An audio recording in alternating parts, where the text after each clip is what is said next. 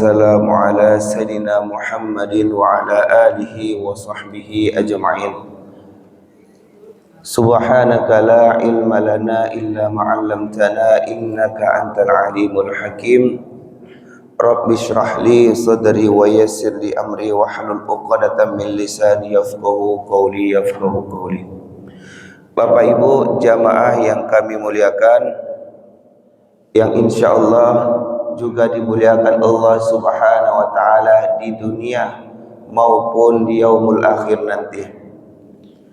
Pada kesempatan ini kita mengaji untuk menambah ketakwaan kita kepada Allah Subhanahu wa Ta'ala, untuk menunjukkan keseriusan kita menggali ilmu agama yang mudah-mudahan bisa meringankan timbangan dosa kita dan juga memberatkan timbangan pahala kita. Amin amin ya rabbal alamin.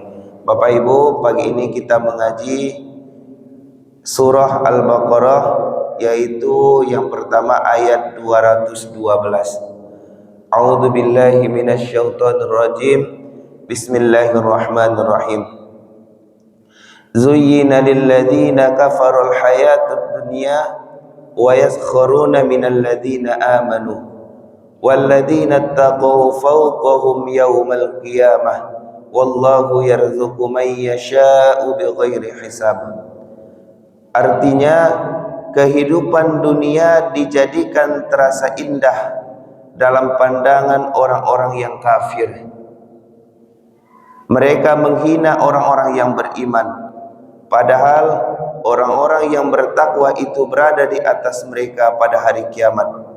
Dan Allah memberi rezeki kepada orang-orang yang Dia kehendaki tanpa perhitungan. Bapak Ibu jamaah yang kami muliakan, pertama di sini Allah menyampaikan dihiasi kehidupan dunia ini menjadi indah bagi orang-orang kafir. Kehidupan yang indah itu adalah kehidupan yang diinginkan setiap manusia. Tapi Bapak Ibu, tentu pandangan keindahan itu akan berbeda cara pandang orang kafir dengan orang muslim. Kalau orang kafir memahami keindahan itu adalah kebebasan, sedangkan kita keindahan itu adalah ketaatan kepada Allah Subhanahu wa Ta'ala. Maka dari situ akan melahirkan, menciptakan perbedaan dalam menyikapinya. Kalau mereka memahami keindahan itu adalah kebebasan, maka itulah yang kita lihat di Eropa sana, di Amerika sana. Hidup sebebas-bebasnya, lebih, kalau kita bahasakan, lebih kotor atau lebih hina daripada binatang. Bapak Ibu jamaah yang kami muliakan, tentu itu tidak bisa kita jadikan panutan kita dalam berkehidupan. Kita sebagai Islam, yang artinya tunduk dan patuh terhadap peraturan-peraturan yang telah Allah tetapkan kepada kita. Maka Bapak Ibu, dari cara pandang itu kita nanti akan melihat bahwa keindahan Islam itu sangat luar biasa. Kami berikan misal Bapak Ibu, apa yang paling indah dalam agama Islam ini, yaitu adalah akhlak yang tidak dimiliki oleh agama lain, yang tidak dimiliki kecuali ketika kita berada dalam Islam. Bapak Ibu jamaah yang kami muliakan, kalau Bapak Ibu pernah melihat ada suatu berita yang terjadi, kasus pembunuhan Bapak Ibu, anaknya yang sudah dia besarkan, yang sudah berumur kisaran 20 sampai 25 tahun, sedang menjalani pendidikan kuliah. Ini di luar negeri Bapak Ibu, bukan di negara kita, di luar negeri. Kemudian anaknya dibunuh oleh teman sebayanya.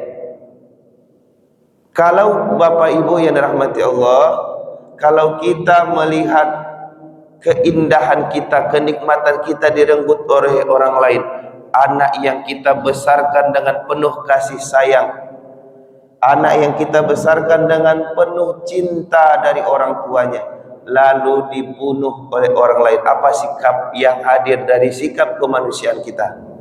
Tentu ingin balas dendam Bapak Ibu.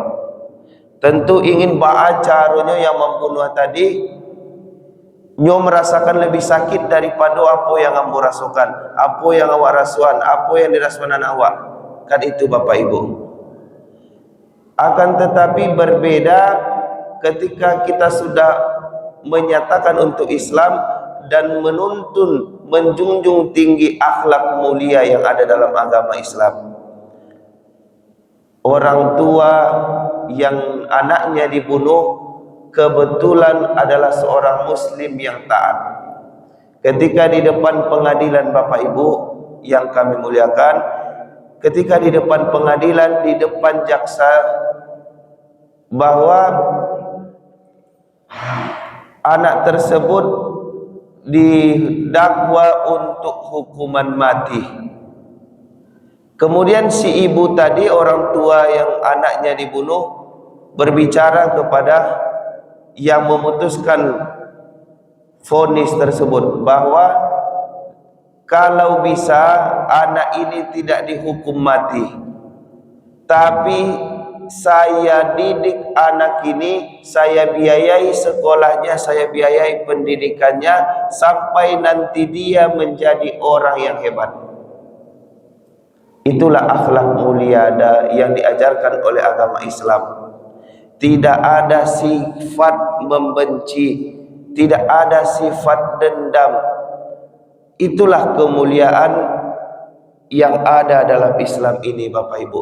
Berbeda dengan orang kafir. Kalau orang kafir, mereka menjadikan dunia ini adalah tempat untuk melakukan sebebas-bebasnya, tempat melakukan kekejian, kehinaan. Tapi kita tidak Bapak Ibu. Tempat kita untuk menunjukkan kemuliaan kita, menunjukkan betapa tingginya akhlak yang sangat luar biasa yang telah diajarkan, yang telah ditinggalkan oleh Rasulullah SAW. Kemudian Bapak Ibu kita lanjutkan ayatnya. Padahal orang-orang yang bertakwa itu berada di atas mereka pada hari kiamat. Bapak Ibu jamaah yang kami muliakan, kebanggaan kita di dunia ini bukanlah harta.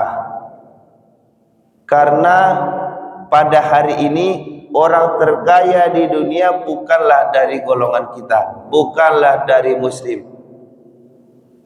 Yang menjadi kebanggaan kita bukanlah kemajuan teknologi kita, tapi yang menjadi kebanggaan kita Bapak Ibu adalah kemampuan kita untuk menjadi muslim sejati. Kalau di Siko Bapak Ibu menjadi pejuang subuh sejati. Bagaimana kita bisa mengalahkan diri kita, mengalahkan hawa nafsu kita. Sejatinya kan kita tidak berperang dengan orang lain, tidak mengalahkan orang lain, tapi kita mengalahkan diri kita dan menjadikan versi terbaik kita Bapak Ibu. Maka di sini orang yang bertakwa itu berada di atas mereka pada hari kiamat. Ketika nanti Bapak Ibu dikumpulkan kita, Rabbana innaka jami'un nasi liyaumil la raiba fi. Tuhan kami, ya Allah, ya Tuhan kami, sesungguhnya Engkau akan mengumpulkan kami seluruh manusia di pada satu hari yang tidak ada keraguan padanya.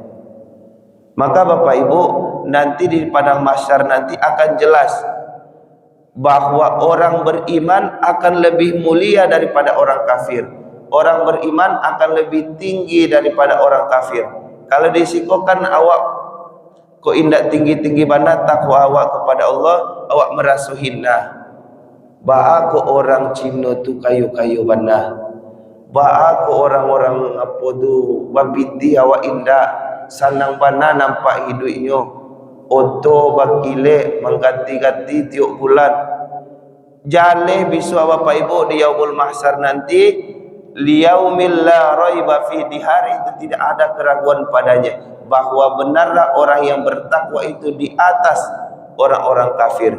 Kemudian Bapak Ibu, wa yarzuqu may yasha'u bighairi hisab, dan dia mengkehendaki rezeki kepada orang yang dia kehendaki tanpa perhitungan. Maka Bapak Ibu yang dirahmati Allah Subhanahu wa taala, juga Allah menyelipkan di sini perihal rezeki. Bahwa kalau sudah Allah pilih kita yang akan menerima, maka tidak akan pernah tertukar. Kalau sudah Allah takarkan rezeki kepada kita, maka tidak akan pernah tertukar. Usaha kita adalah berikhtiar, berusaha. Karena Bapak Ibu, perihal rezeki ini sangat sensitif sekali. Karena Sayyidina Ali bin Abi Thalib menyampaikan, terkadang perihal rezeki ini, kemiskinan ini mendekatkan orang pada kekafiran.